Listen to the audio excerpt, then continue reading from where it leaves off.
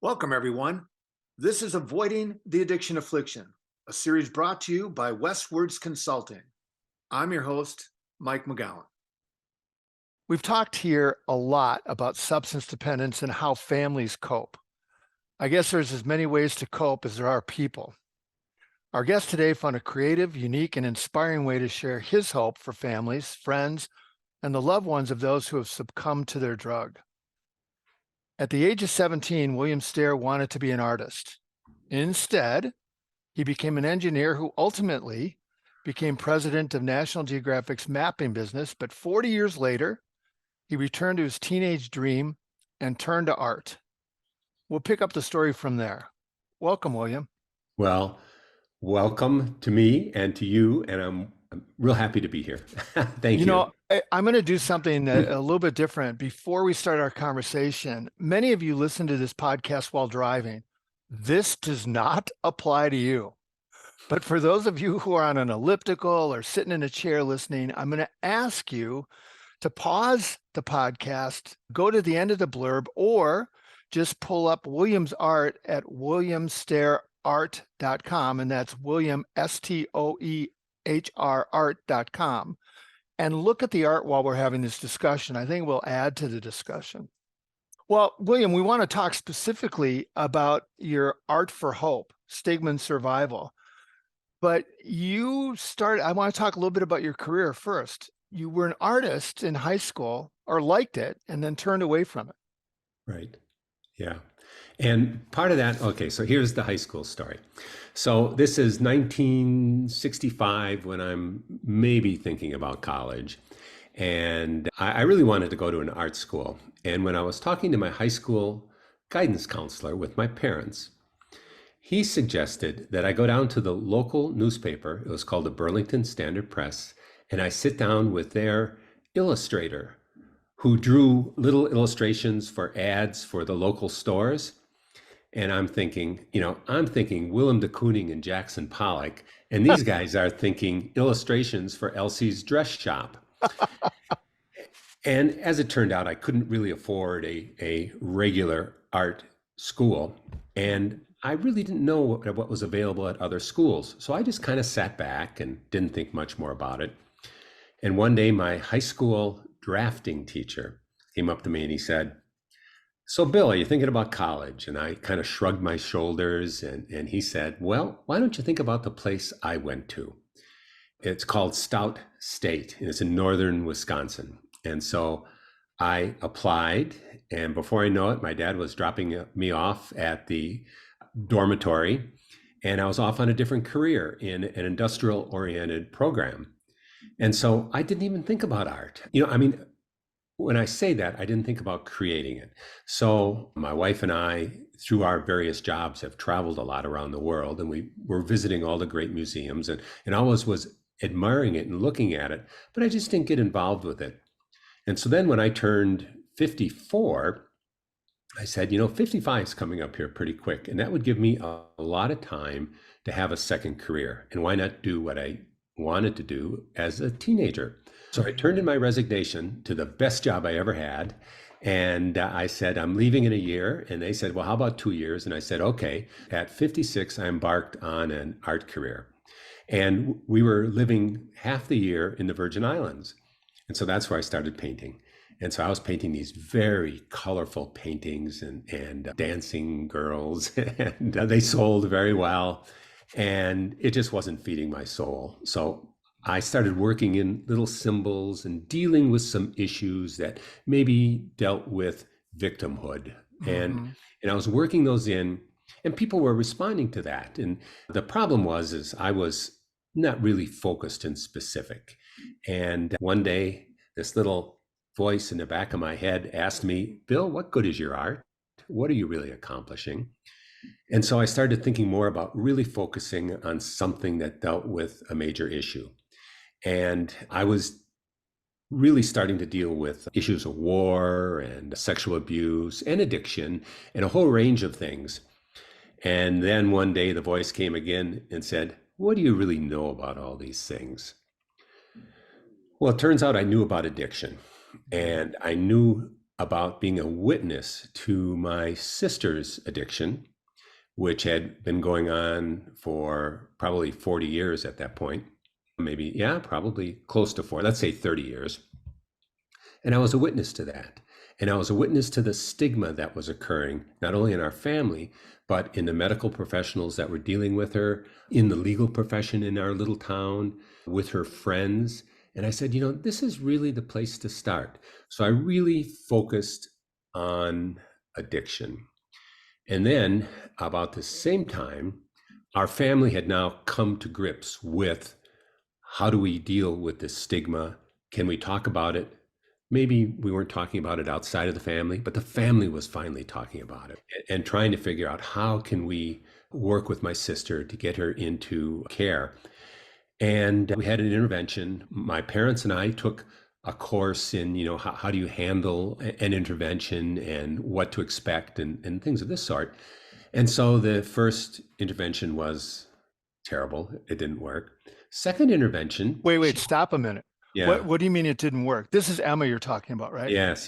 So well, what happened? She just got up and left. Really? Yeah. End of discussion. And so did you even get through your stuff? Did you say no. So she walked in, walked out? Yeah, she was very angry. Mm-hmm. And so then the second intervention, she agreed to go into a residential treatment program. And I think it was in Racine. I don't recall right offhand. Well, she only lasted a few days. I went to visit her, and shortly after that, she left because her husband, who also was dealing with addiction, brought in a bottle of vodka. There you go. Stuck it into her. And so she was kicked out of the program. So then years went by and numerous discussions. And one day I said, I am not leaving your house. And I was living in Colorado at the time. And I flew out.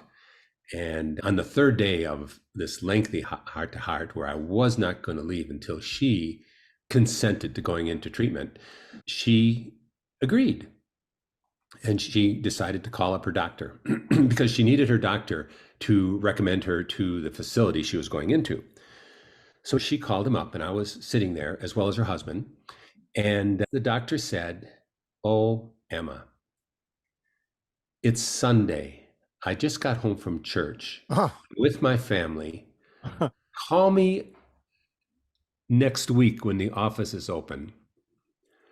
So she slammed the phone down and ran up into her room, slammed the door. The doctor only saw her as a long-term drunken addict, an embarrassment to the family and the community with 2 kids and an empty refrigerator, rather than the beautiful person she was. Mm-hmm. So I went up to her door and I knocked on the door, and I said, I don't know why I said this. She loved my art. And I said, "Emma, I promise to paint your portrait if you promise to go to rehab." The door opened just a crack, and she said yes. She went into rehab, and for 5 years, she appeared to be sober. It was great. It was wonderful and delightful personality, loved the garden, loved her grandkids. Then she had back surgery. And guess what they gave her for the pain? Guess what they gave to a known addict and alcoholic? And shortly thereafter, she was dead. Did she, I'm guessing opioids, right? Yes. Did she tell them, or did they know that? First of all, I don't know how they couldn't have known that. Right. But what they probably didn't know and still believed were that opiates were safe. Mm-hmm. And they weren't. And so her daughter found her on the floor, dead. So at that point, I decided I was really going to focus my work specifically on stigma, because everything started with stigma. Because I think if there wasn't a stigma from the medical profession, if there wasn't a stigma from her friends and our family, she'd probably still be alive.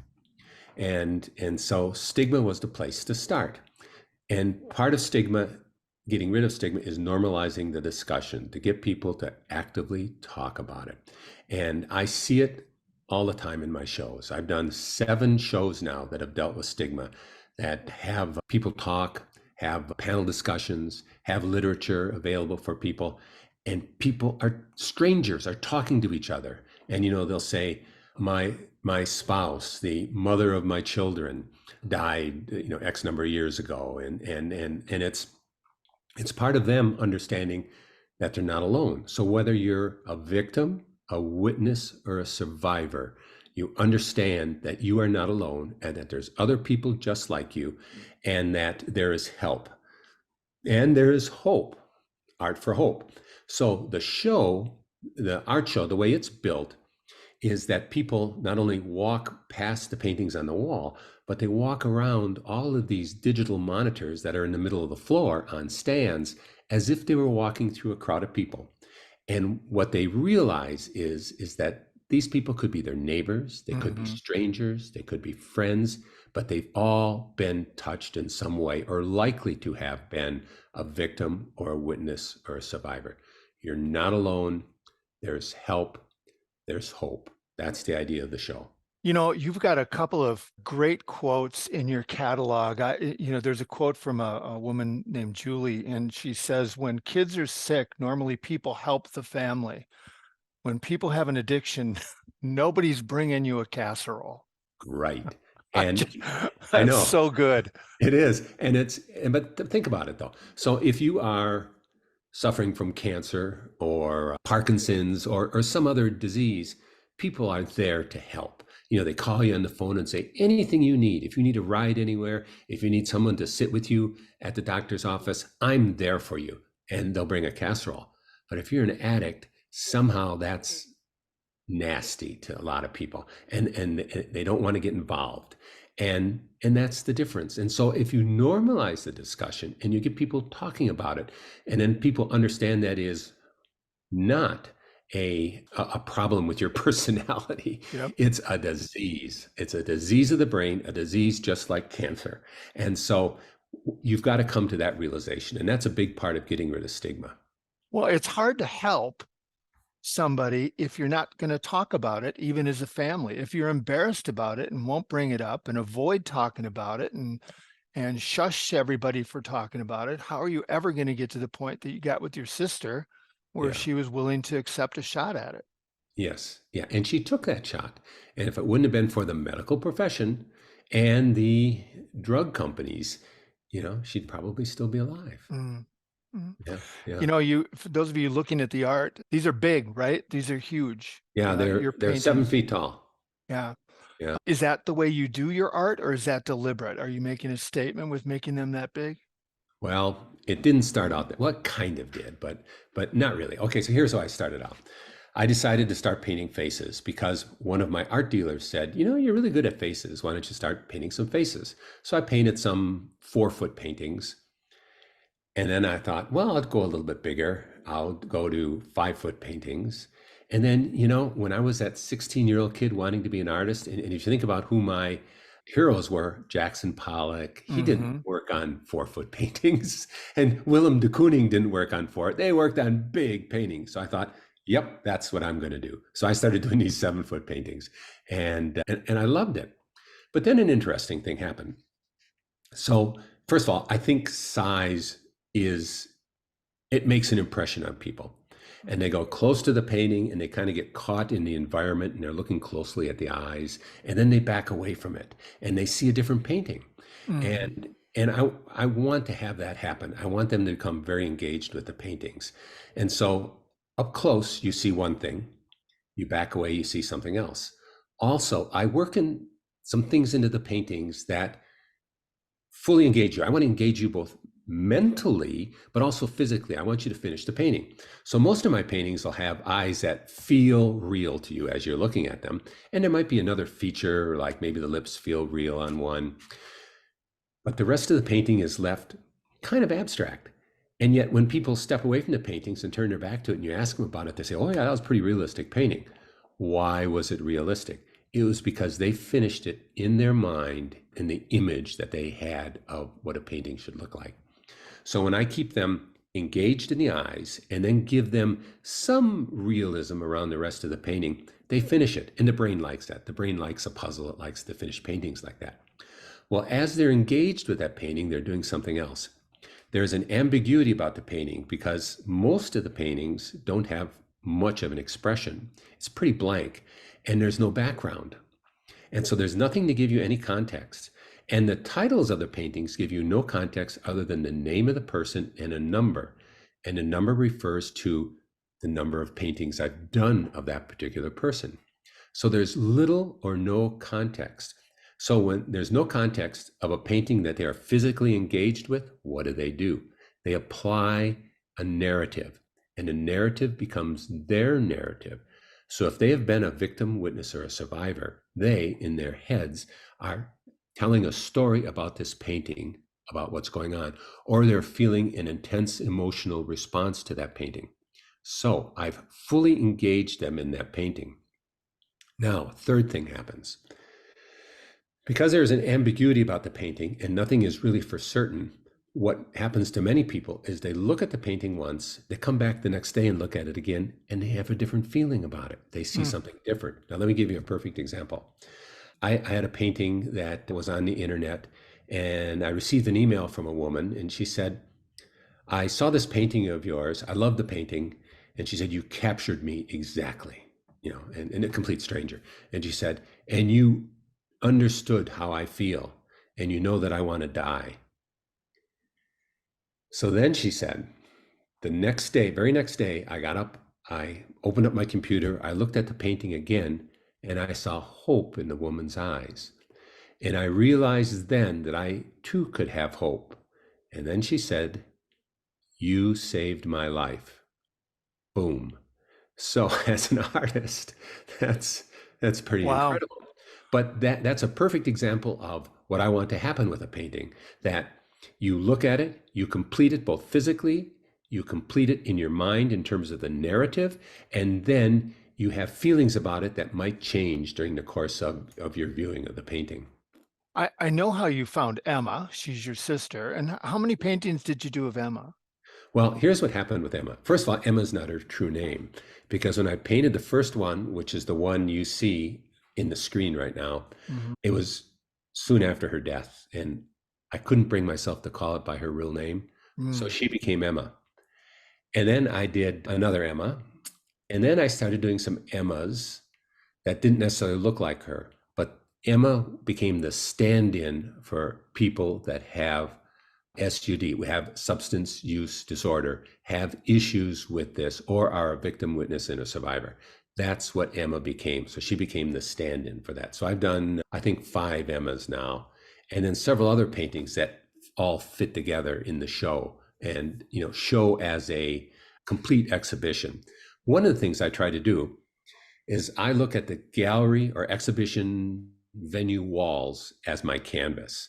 And so all my paintings fit together. The eyes are all in the same place. The heads are all the same size. They're all without context. And so you walk into this being almost assaulted by all of these faces. And then as you go into individual one and then move to the next, it's like a progression.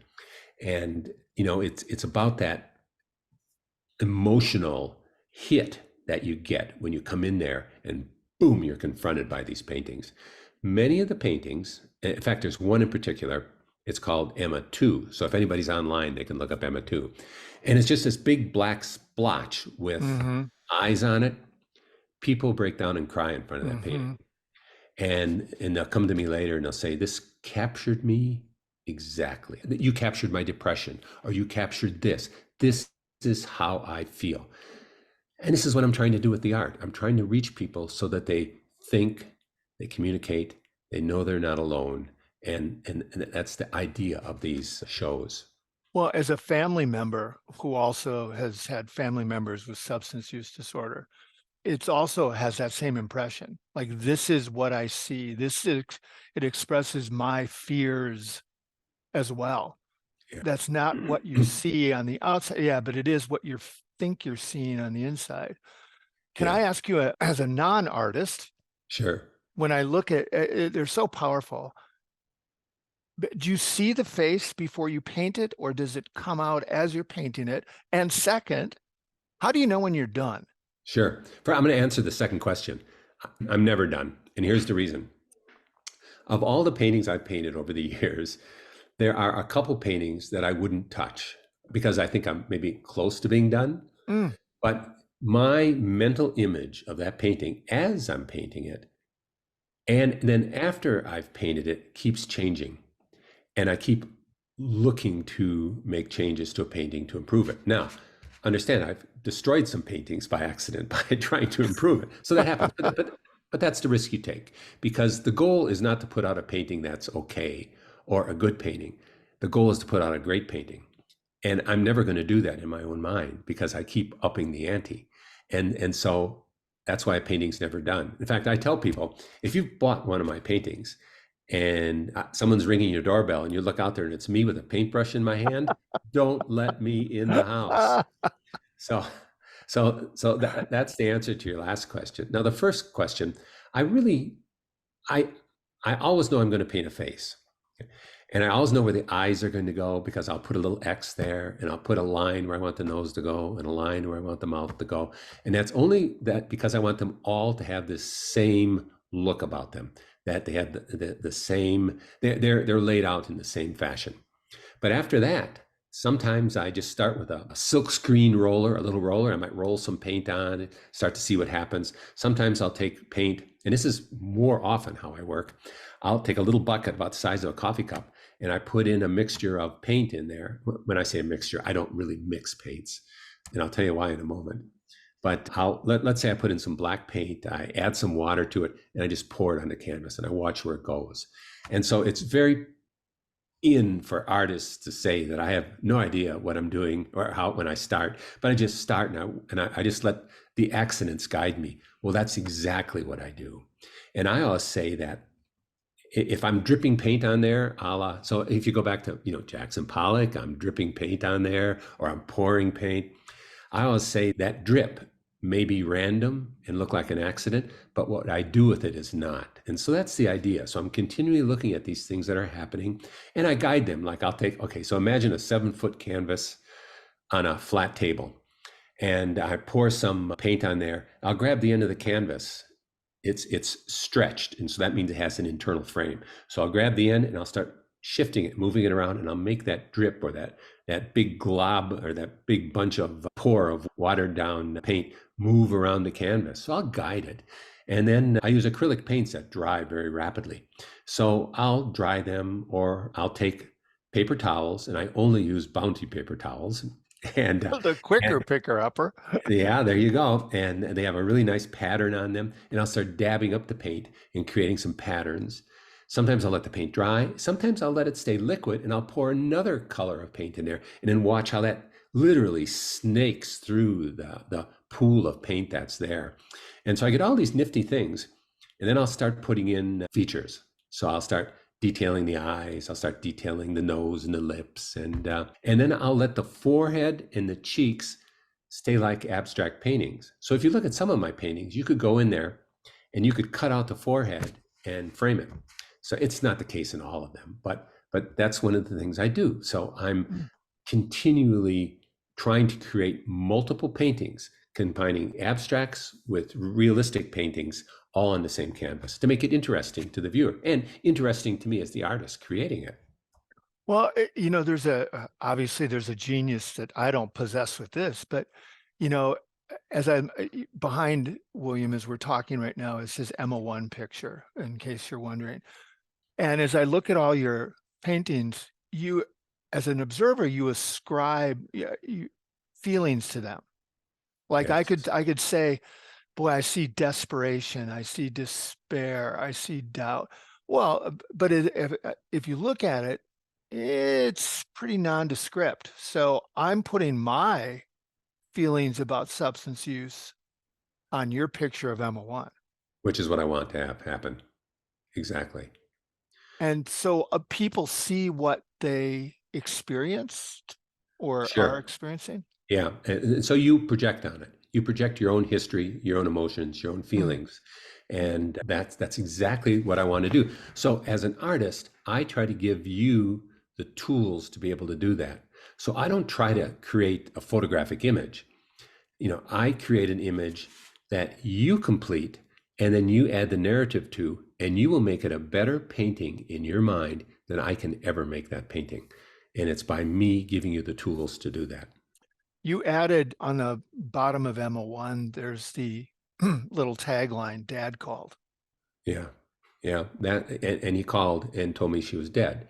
And so it's Dad called, Emma OD'd, her soul is at rest. Those are his exact words. Emma OD'd, her soul is at rest.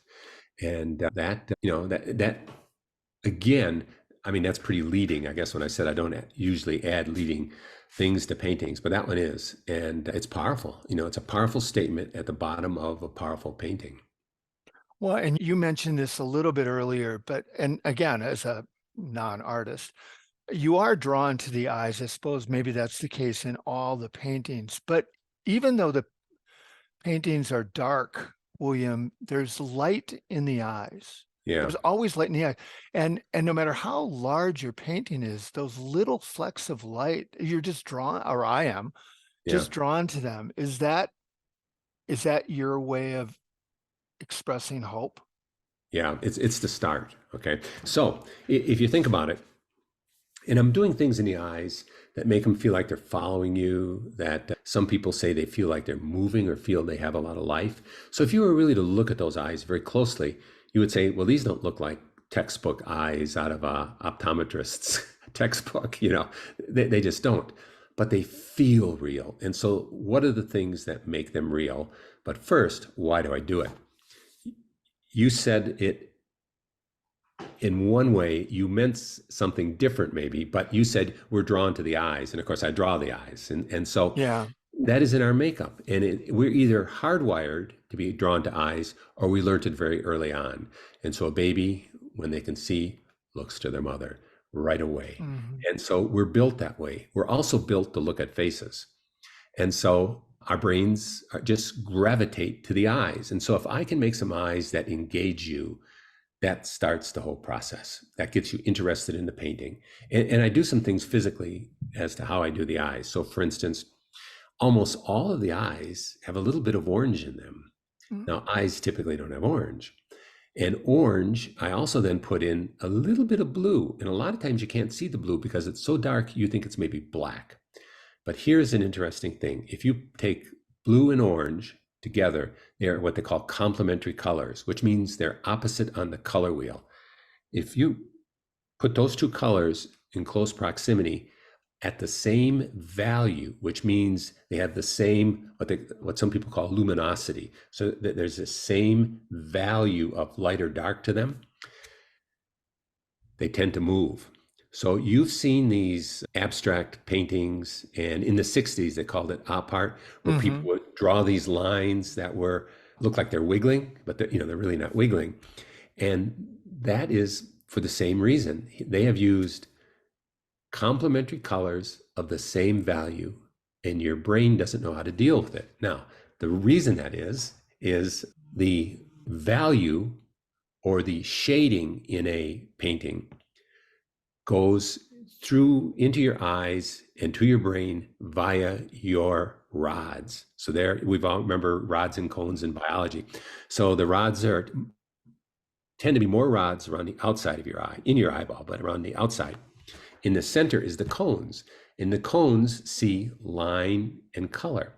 Well, it turns out you got the rods looking at the value, you got the cones looking at the opposite colors, going into different places in our brain, and the brain doesn't know how to deal with it, and it makes it appear like it's moving. In my case, I don't want the eyes going like a wiggle picture like that, but I want them to have something mysterious about them, and that's what I'm doing. And almost every one of my paintings has that. And sometimes the highlights I put in aren't necessarily white. It might be a very light shade of yellow, and maybe there's a little purple in that eye. But I also put in the white spots too. And it just makes them feel alive with those little highlights. And then with what I'm doing with the colors. Yeah. Amazing. Where's the exhibition going? This one currently is in Denver, right? It's going to University of Wisconsin Stout. Really? Yep. And yep. you know well, because you went there. For those of you listening in other parts of the world, there's a saying in Wisconsin: when in doubt, go to Stout. Go to Stout, yeah. So that's where you ended up going. Yeah, yeah. When is I'm that going to gonna, be at Stout? yeah, it's the, let's see, the opening is the 14th of September. It'll be up Wow. there for a month. And so I'm going to be the artist taking over there. They call it the Furlong Gallery. And to those of you, this might surprise many of you, and it surprised me. University of Wisconsin Stout has the largest art program in the upper Midwest. They've Uh, really focused on it, and by art, that's not just fine arts, but it's dealing with a whole range of everything from things that you can do on the web and industrial design and a whole range of things. But when it comes to art and design and this whole realm of it, Stout's got the largest school. So I'll be showing at the Furlong Long Gallery, and then during the course of the week, not only will I be talking to, I'm going to stay there a week. Not only will I be talking to art students, but I'm going to be executive in residence, and that's because of my past career. And so I'll be talking to faculty and students that are dealing with non-art related career paths. And so it's going to be a very busy week, and I'm really excited for it. So Stout's uh, a great place. It was perfect for me. well, I will absolutely be up there and probably bring this with me and maybe talk to some of the folks who are viewing the art for their reaction. Yeah. Okay. Great. And we'll get out of here on this one. William has always been painting large objects. When we're off the air, Oh, your first painting didn't have anything to do with faces. yeah. No, no, not at all. When I started painting, I was doing small, maybe the size of my computer screen. No, it's a laptop I'm looking at, John. So it's a fairly small screen. And it was pretty bad. And then I tried some landscapes, and those were really bad. And they weren't any fun for me to do. Now, having said that, I have friends who do landscapes that are just mind-boggling good with, they're just got a great feel about them. But that just wasn't me. And so I started doing nudes and full figures. And the reason I did that is two of my art friends said to me, if you really want to be an artist, you got to know how to draw the figure. And the reason, and first of all, the human body is very hard to draw. And one of the reasons is if you draw a landscape and you draw a tree and you get a limb wrong, no one knows it. But if you get a limb wrong on a body, everyone knows it. And so it's great for hand-eye coordination. And so I started focusing on drawing the body, and I got involved in some drawing groups where we would have models, and the figure drawing was really good. And since COVID started, I haven't done any more figure drawing just because I haven't gotten together with a group of artists. And since then, but a lot of the art groups have not fired up again since COVID, and COVID kind of put the kibosh on that. But prior to that, I was doing figures, and I was always doing figures, but not showing them in exhibitions. At the same time, I was drawing the big faces. So I do it as practice, and sometimes I'll do them with the opposite hand, just to because it forces me to see. When I use my right hand and I draw, sometimes I catch myself saying, well, I know how to draw that. I'm maybe not even looking at the person I'm drawing, and I draw in the ear and draw in the nose because I know how to do it. But if I do it with my opposite hand, my left hand, it's a little harder, and I have to really look closely. So when I find myself doing that, I switch right over to my other hand. Come on, now you're just showing off. And of course, drawing figures is better than we were talking off the air. One of the first things William painted was his Volkswagen Beetle. So Right, yeah. Oh, that's what you meant. yeah, That's no, right. that's great. Yeah, This is better. yeah, yeah. William, I will talk to you again in September, but I want to thank you for joining us today. And for those of you in the Colorado area, because we know there's listeners, because we've had people on from there, please go see William's current exhibit. For those of you in the Midwest, that's September 14th at Stout, which is up near Eau Claire. Menominee is where Stout is, close to the cities, a doable drive from Chicago and Milwaukee. And the snow won't be falling quite yet in That's right. September. You never know. William, thanks for joining us. For the rest of you, please join us next time. And until next time, stay safe. And I think William would say this too. Have some conversations. Don't let stigma get in the way of making a difference.